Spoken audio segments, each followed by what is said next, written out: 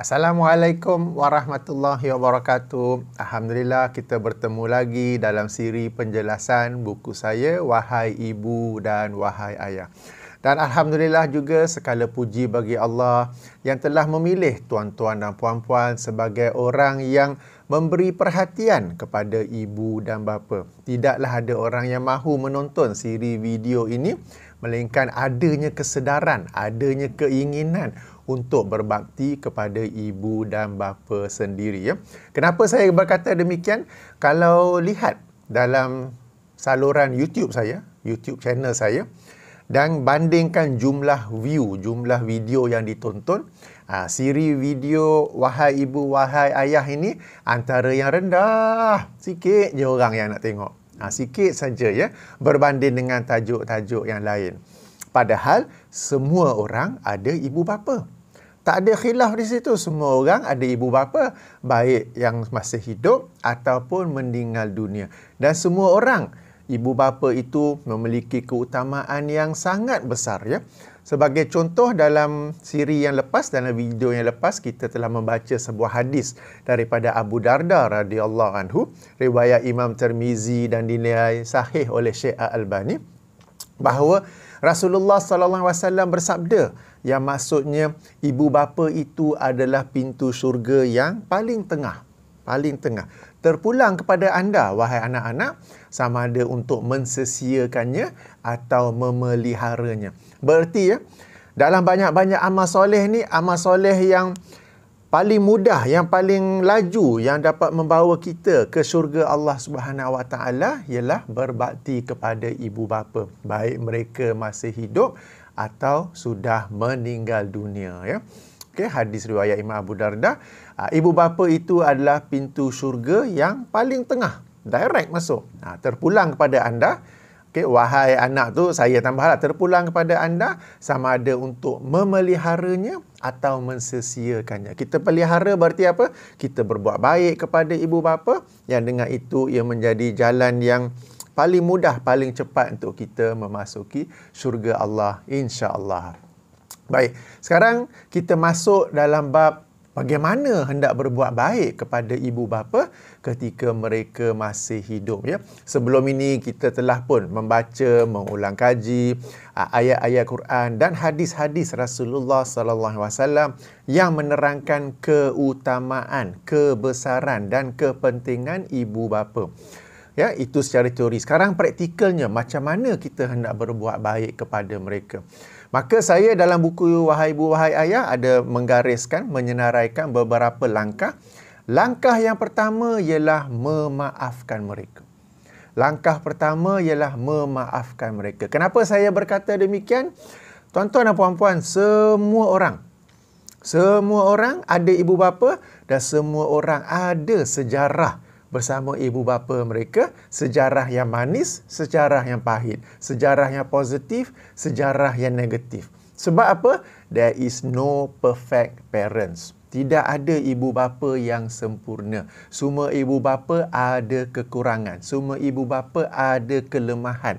Semua ibu bapa ada tindak tanduk mereka, baik secara langsung ataupun tidak langsung, yang memberi kesan kepada kita secara negatif. Sejarah pahit, kenangan pahit. Semua orang pun ada. Tidak ada yang terkecuali. Cuma bezanya setengah orang manis banyak, pahit sikit. Setengah orang lebih kurang setengah sama. Setengah orang pahitnya banyak, manisnya sedikit. Gitu saja ya. Dan bila kita berhadapan dengan ini, kadang-kadang nak berbuat baik pada ibu bapa ni susah sebab terkenang-kenang sejarah yang pahit dulu. Terkenang-kenang sejarah yang negatif dulu ya. Maka langkah yang pertama, tuan-tuan dan puan-puan, ialah memaafkan mereka. Dan memaafkan di sini bukan yang seperti disebut-sebut oleh orang kita. I forgive but I don't forget. Bukan macam tu. Ya. Sebab orang yang I forgive dan but I don't forget, dia sebenarnya masih menyimpan dendam. Dia sebenarnya masih dijajah oleh sejarah yang lampau. Berbeza dengan orang yang move forward. Dia forgive, forget, but learn from experience. Maafkan, lupakan, tetapi belajar daripada pengalaman supaya ia tidak berulang lagi dalam kehidupan sendiri. Penting ya. Jangan ikut setengah orang kata I forgive but I don't forget. Bukan begitu. Itu sebenarnya mereka masih simpan dendam. Mereka masih dijajah lagi oleh ingatan-ingatan negatif yang berlaku pada masa lalu. Dan ini sebenarnya merugikan mereka. Sebab bila mereka duduk-duduk, akan terkenang, akan datang balik ingatan-ingatan yang lama yang ia akan memberi kesan yang negatif kepada pemikiran mereka, kepada emosi mereka, yang akhirnya mereka yang rugi. Akhirnya mereka yang rugi. Yang ni siapa? Orang yang forgive but don't forget. Kita forgive, forget. Learn from experience, ya. Kita belajar dari pengalaman, macam dalam contoh ini tentang hubungan kita dengan ibu bapa kita dulu. Kita belajar daripada pengalaman supaya ia tidak berlaku kepada anak-anak kita pula, ya. Tuan-tuan dan puan-puan, satu poin penting, ya. Topik wahai ibu, wahai ayah ni, siri video ni ditujukan kepada semua orang. Kenapa saya berkata demikian, ya? Sebab baru-baru ni saya mendapat satu soalan di mana orang tu bertanya, siri video ni, buku ni ditujukan kepada siapa? Siapa target orangnya? Jadi saya macam terkejut pula. I was taken aback. Macam lama sikit nak jawab tau. Saya baca mesej dalam phone. Saya jawab kepada semua orang yang ada ibu bapa, baik yang sudah meninggal dunia maupun masih hidup. Ia bukan ditujukan kepada anak-anak umur 10 tahun. Bukan kepada anak-anak 20 tahun. Tak, kepada semua orang. Baik yang 10 tahun, 20 tahun, 40 tahun, 50 tahun, 70 tahun. Umur anda. Anda semua ada anak-anak. Macam mana boleh timbul soalan macam tu? Okey. Taklah marah, ya. Cuma saya hairan. Kenapa subjek nak buat baik pada ibu bapa ni boleh menimbulkan soalan? Nak target kepada siapa ni? Adakah yang tak ada ibu bapa di sini? Adakah yang lahir daripada cloning ke apa ke? Sebab tu yang saya hairan kenapa ada soalan begitu. Padahal berbuat baik kepada ibu bapa ni, ya, antara siri kelas pertama, ya, setelah Allah SWT menyuruh kita mentauhidkannya, jangan mensyirikkannya. Perkara kedua ialah berbuat baik kepada ibu bapa. Bukan buat baik tahap biasa-biasa, tahap ihsan, buat baik tahap tinggi. Perkara kedua yang Allah suruh kita buat setelah mentauhidkannya. Dan boleh pula ada orang tanya, ni topik ni tujukan kepada siapa? Okay. Taklah marah, cuma terkilan saja kenapa ada orang terfikir macam tu. Saya pun terfikir juga. Baik, untuk memaafkan ini, ya, dalam buku saya letak ayat 159 surah Ali Imran. Betul juga. Tapi setelah kajian saya ada satu lagi ayat yang lebih powerful, yang lebih padu, yang lebih memberi impact, iaitu ayat 133, 134 surah Ali Imran. Surah yang sama, surah Ali Imran, tapi ayat 133 dan 134, ya. Mari kita rujuk, ya, di mana Allah Subhanahu wa taala berfirman, a'udzubillahi minasyaitonirrajim. Wasari'u ila maghfiratin min rabbikum. Maka berlumba-lumbalah, maka bersegeralah. Dan berlumba-lumbalah dan bersegeralah kepada keampunan daripada Tuhan kalian. Wa jannatin arduhas samawati wal ard. Dan kepada syurga yang luasnya seluas langit-langit dan bumi. Luas syurganya tu uiddat lil muttaqin, yang disediakan, yang dijanjikan kepada orang-orang yang bertakwa. Jadi kita ni, Allah SWT menyuruh kita, memerintahkan kita bukan sekadar jalan, bukan sekadar tidur, bangun tidur, aku nak bangun ni, tak ada apalah, kita tidur balik. Tak, kita ni umat Islam ni, ya, orang yang berlumba-lumba, bersegera, kepada keampunan Allah dan kepada syurga Allah yang disediakan kepada orang-orang yang bertakwa. Siapakah mereka itu? Ayat 134. Allazina yunfiquna fis sarra'i wad dharra, iaitu orang-orang yang menginfakkan, yang mensedekahkan, yang bersedekah baik dalam keadaan senang maupun dalam keadaan susah, ya. Tuan-tuan dan puan-puan, sekarang kita ni zaman, kita kata COVID-19, di mana banyak orang yang ekonomi mereka terjejas. Namun di kalangan mereka yang ekonomi terjejas, mereka tetap juga bersedekah. Ini yang dimasukkan ayat ini, ya. Tetap berinfak, tetap bersedekah, baik mereka ni dalam keadaan senang maupun susah. Banyak orang susah sekarang ni, tapi orang yang susah tu dialah yang bersedekah. Ini ni darjat yang tinggi yang kita kata bersegera ke arah syurga ni, ya. Banyak orang yang terjejas kerana COVID-19, income mereka, ekonomi keluarga mereka, apa mereka fikir, Macam saya pun fikir kan, nampak kat belakang tu kalkulator. Kira. Tak menjadi pun matematik, tak pandai ke apa ni dulu kan? Tetapi tetap juga bersedekah. Ini ciri orang yang pertama. Yang kedua, wal kaziminal ghaiz, dan orang yang menahan amarahnya, menahan kemarahannya. Ketiga, wal afina anin nas, dan orang yang memaafkan manusia. Wallahu yuhibbul muhsinin, dan Allah mencintai, menyukai orang-orang yang selalu berbuat baik. Ali Imran 133, 134, bookmark dalam Quran masing-masing. Ini ayat Quran yang bagi saya salah satu ayat favorite, impactnya besar ya. Kalau mushaf yang bercetak tu nak highlight ke, nak lipat kertas ke, nak letak petanda ke. Kalau guna Al-Quran yang dalam aplikasi phone ke, kita boleh bookmark, letak star ke apa ke kan. Ini ayat yang penting.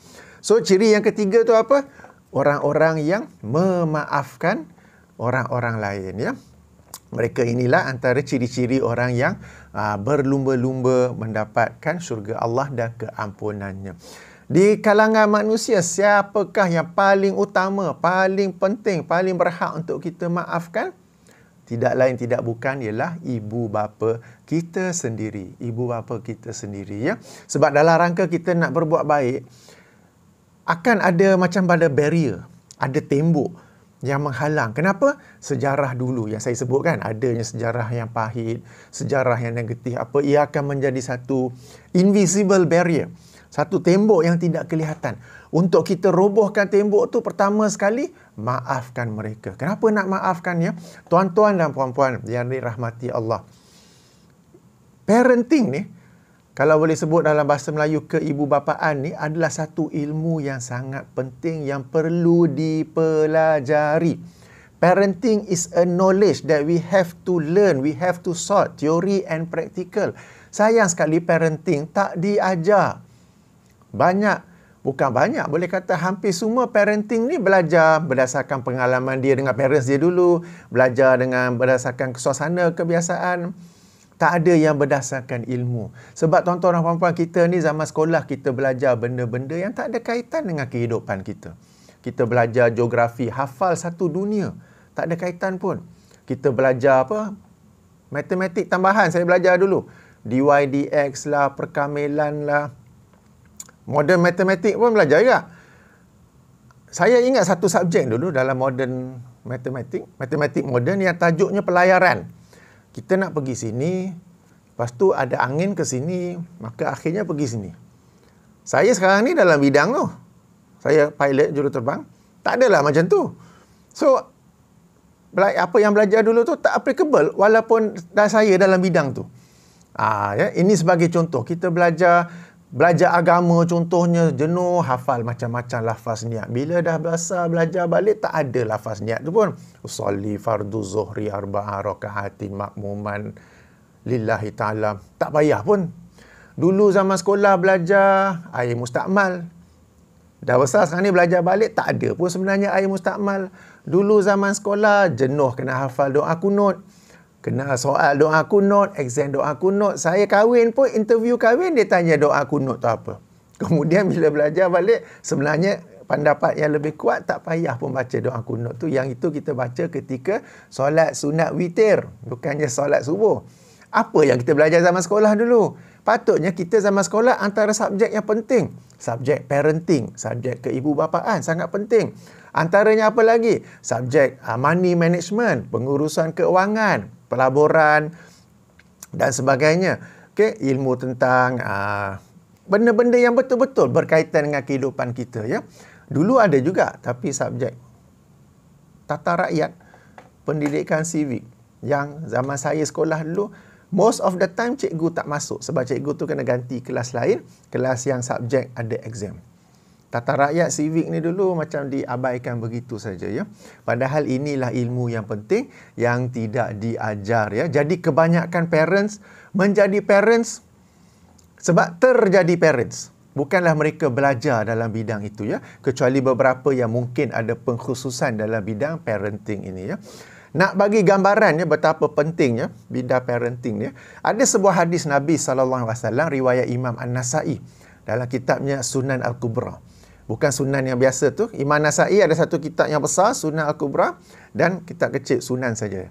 Okay, dalam kitabnya Sunan Al-Kubra ada sebuah hadis Nabi SAW yang bermaksud setiap sesuatu yang bukan zikir kepada Allah adalah sia-sia dan kelalaian kecuali 4 perkara. Kecuali 4 perkara. Pertama, berlatih memanah. Kedua, berlatih berkuda. Ketiga, senda gurau dengan ahli keluarga. Keempat, belajar berenang. Semua yang lain tu yang bukan zikir kepada Allah, maknanya kita bukan duduk berzikir, bukan duduk majlis ilmu, bukannya membaca Quran, adalah sia-sia, adalah kelalaian. Kecuali 4 ini. Okay. Berlatih memanah, berlatih berkuda, senda gurau bersama ahli keluarga, dan belajar berenang. Ya. Tak apa, senda gurau ni kita dulu. Memanah, berkuda, berenang, kenapa ya? Kenapa Rasulullah SAW mengkhususkan kepada 3 ini? Sebab baginda lihat ini adalah ilmu penting dalam rangka umat Islam. Kita kata berjihad, mempertahankan diri daripada serangan musuh, dan juga dalam rangka berdakwah pada Islam ke apa ke, jika menghadapi tentangan ke apa ke. Jadi baginda SAW ada pandangan yang jauh ke hadapan. Bukan yang sunuk-sunuk main apa tu, tapi tak ada niat langsung pun untuk membela Islam. Kalau seandainya musuh datang menyerang Malaysia ni, terus masuk gua menyeruk. Tak, bukan itu. Walaupun sebelum tu biasa kan. Sebab sebahagian orang ada yang berkuda, tapi untuk menjaga status. Sebab kuda ni boleh dikatakan bagi sebahagian orang satu sukan yang glamour lah, ada status sikit. Mahal kan kuda tu kan. Ataupun macam polo. Orang kaya-kaya saja yang polo, yang ada standard, ada makam tertentu saja polo ya. So, tapi kita berlatih berkuda kerana salah satu rangka untuk berjihad di jalan Allah Subhanahu taala. Kemudian ya, berlatih tapi berenang ni belajar. Sebab orang Arab, masyarakat Arab, para sahabat dulu radhiyallahu anhum, mereka tidak tahu berenang. Mereka ni hidup di padang pasir. Tetapi Rasulullah SAW sudah ada pandangan yang jauh bahawa Islam ini akan berkembang lebih jauh daripada semenanjung Arab itu saja. Tapi kena naik kapal laut. Kalau umat Islam tak tahu berenang, takut naik kapal laut. Ataupun kalau dah naik pun, kalau ada perang ke apa ke, ribut ke apa ke, betul mati lemas apa. Jadi awal-awal lagi Rasulullah sudah menganjurkan untuk belajar berenang ya. Ini kita kata jauhnya pandangan Rasulullah sallallahu alaihi wasallam. Pada masa kini, ya, mungkin kita boleh katakan bersiap sedia tu jihad dengan ilmu, jihad dengan sifat amanah, jihad dengan akhlak yang mulia. Okey, tak apa, itu kita pergi ke tepi. Tapi kenapa ada satu tu senda gurau dengan ahli keluarga? Berlatih memanah, berlatih berkuda, belajar berenang, kan nampak objektifnya tu. Dalam rangka jihad fi sabilillah, mempersiapkan umat Islam ini. Tapi yang senda gurau dengan ahli keluarga ni apa? Kenapa sama penting dengan yang 3 tadi tu? Sebab bersenda gurau ni kita kata quality family time. Quality family time yang dengan itu akan melahirkan generasi baru umat Islam yang juga kita kata gagah, perkasa dalam memperjuangkan Islam. Sebab kalau family ni is rosak, kalau keluarga, sistem keluarga itu rosak, generasi yang lahir itu pun rosak ataupun tidak berkualiti. Kalau family itu berkualiti, keluarga itu berkualiti, maka generasi yang lahir, anaknya tu, cucu generasi-generasi itu akan juga menjadi generasi yang berkualiti. Rasulullah SAW telah menyebut perkara ini 1400 tahun yang lepas ya. Jadi kita ni tak belajar tentang parenting. Apatah lagi ibu bapa kita dulu tak ada belajar tentang parenting. Kita zaman sekarang mungkin sudah ada pendedahan. Kita baca buku ke, kita dengar motivational talk ke, kita tengok movie, drama yang ada ciri-ciri kekeluargaan dalamnya ke. Tapi ibu bapa kita dulu tidak ada. Mereka zaman tidak ada internet. Mereka zaman yang kalau nak belajar ilmu parenting pun tak ada. Jadi mereka menjadi ibu bapa sekadar apa yang mereka tahu, yang tentu di dalamnya ada banyak kekurangan ya. Jadi ini poin penting. Kita sekarang ada ilmu parenting.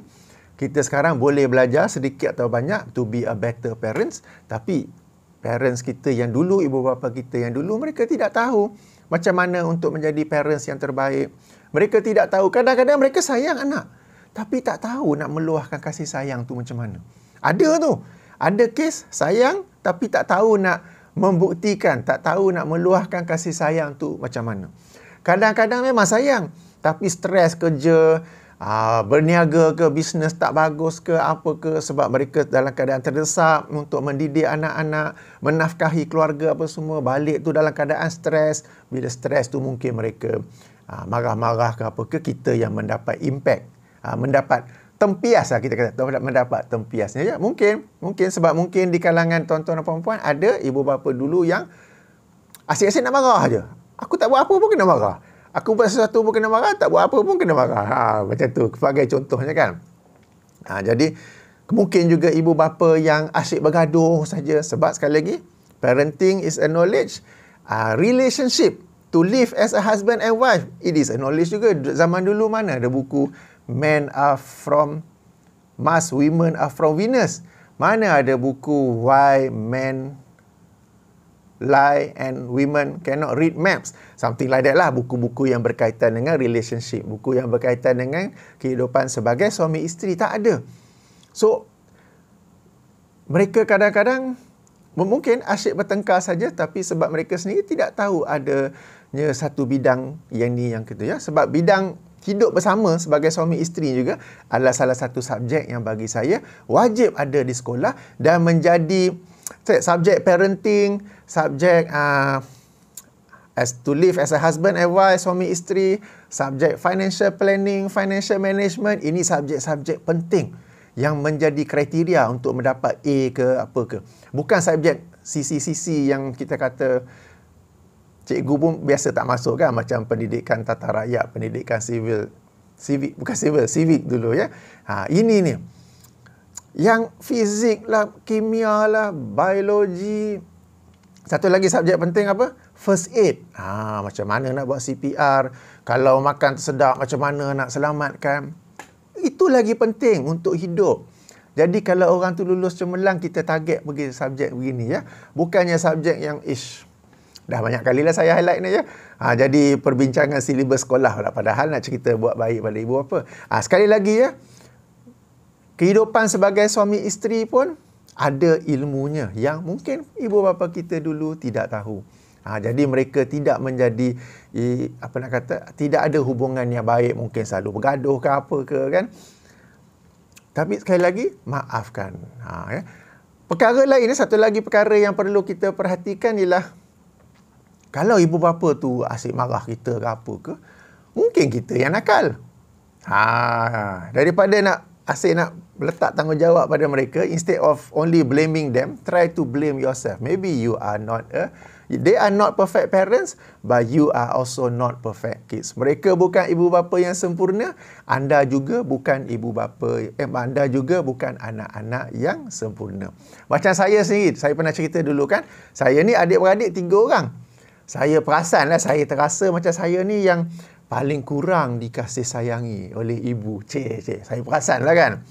Tapi bila fikir-fikir balik, kakak saya ni jenis rajin belajar, result selalu bagus. Adik pun rajin belajar, result selalu bagus. Saya ni paling malas. Mungkin sebab itulah kot. Jadi instead daripada hanya nak menyalahkan ibu saya, cuba saya fikir balik. Memang aku malas pun dulu tu.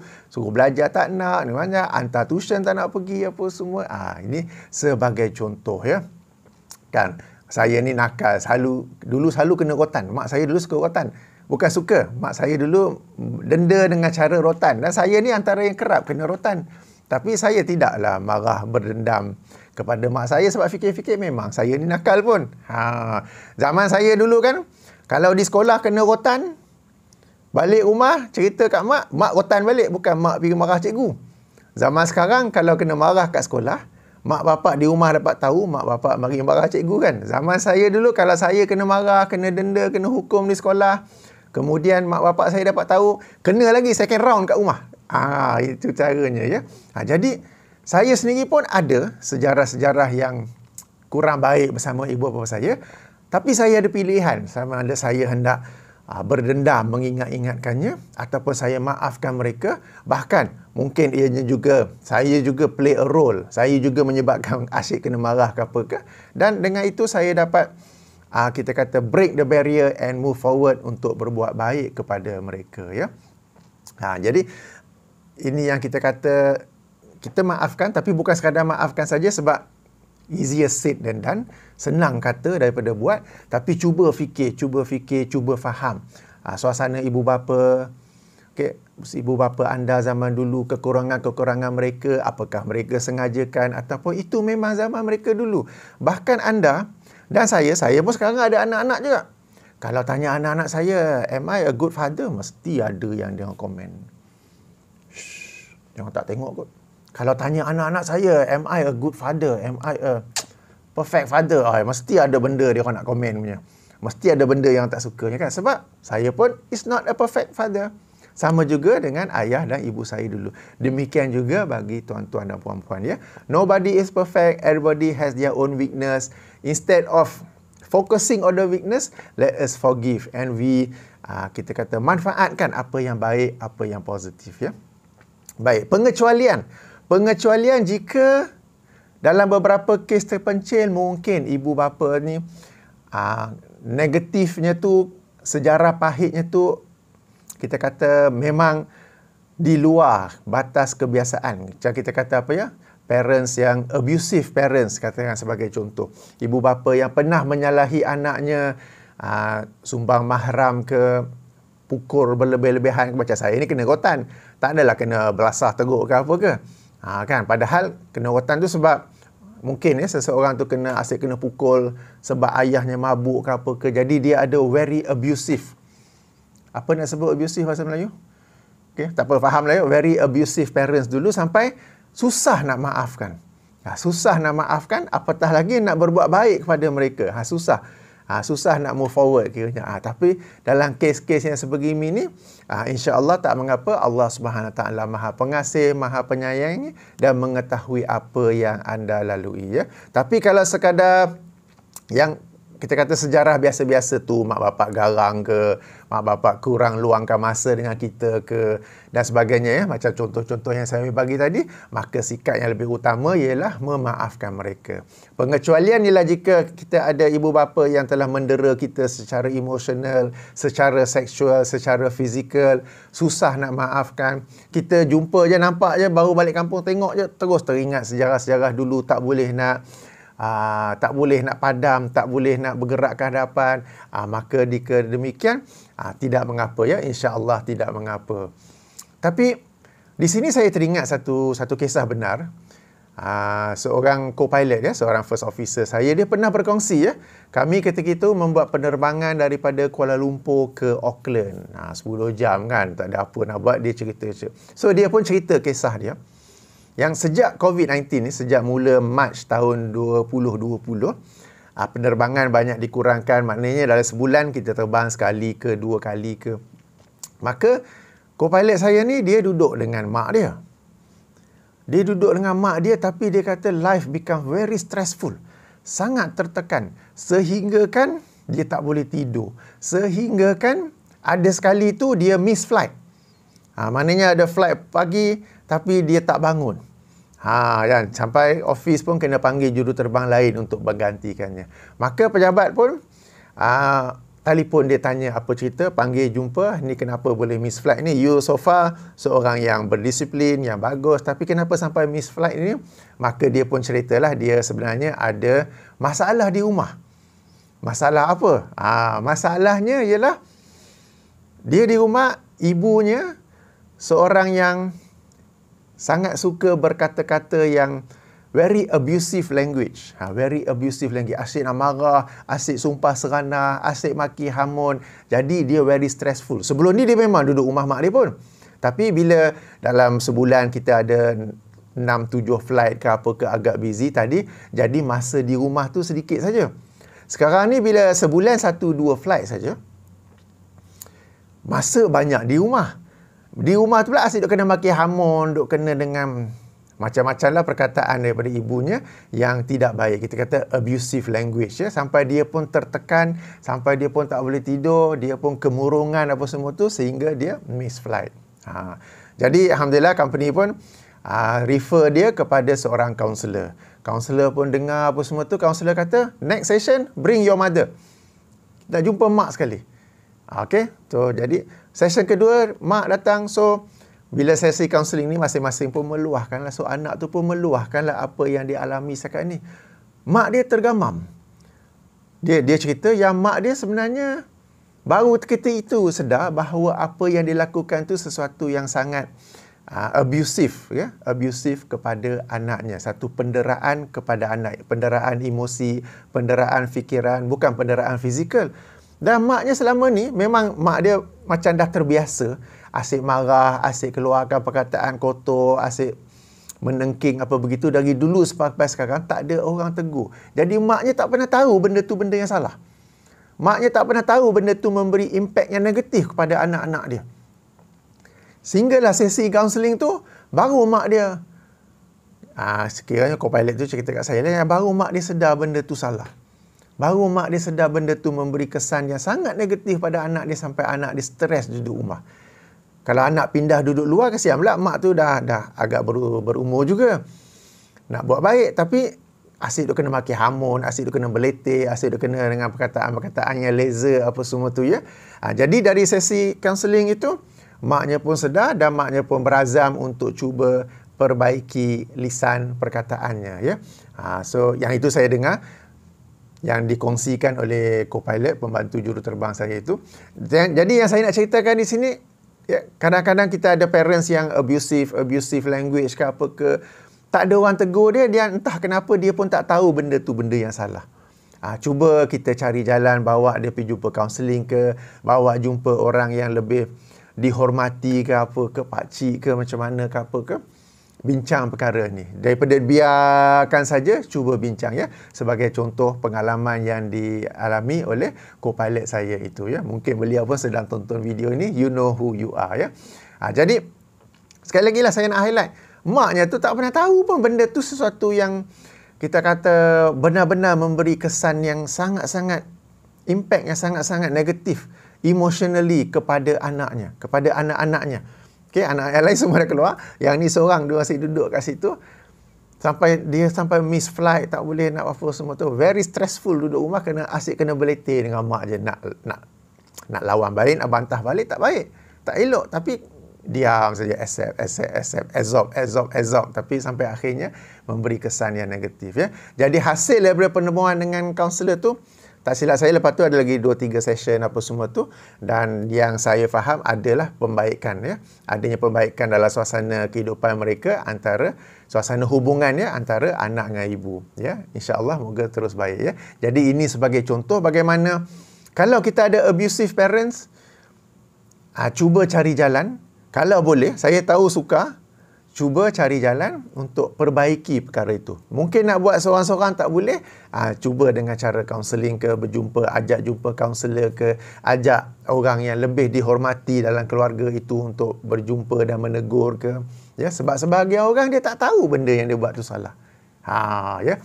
Jadi ini, ya, langkah pertama untuk kita berbuat baik kepada ibu bapa kita ialah memaafkan mereka. Tetapi ia tidak semudah itu, ada cabaran-cabarannya, ya. Kita cuba faham kenapa ibu bapa kita buat begitu, kita cuba renung diri kita sendiri, ya. Sebab tuan-tuan yang perempuan yang menonton sekarang ni mungkin sudah ada anak-anak, kan.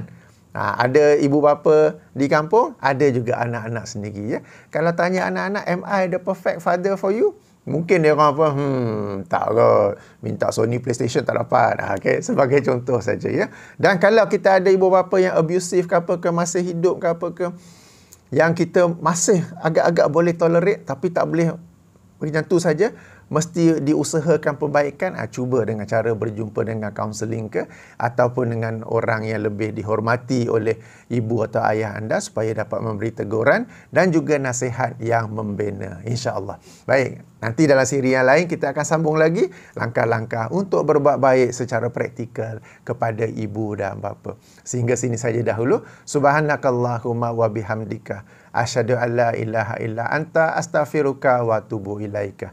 Assalamualaikum warahmatullahi wabarakatuh.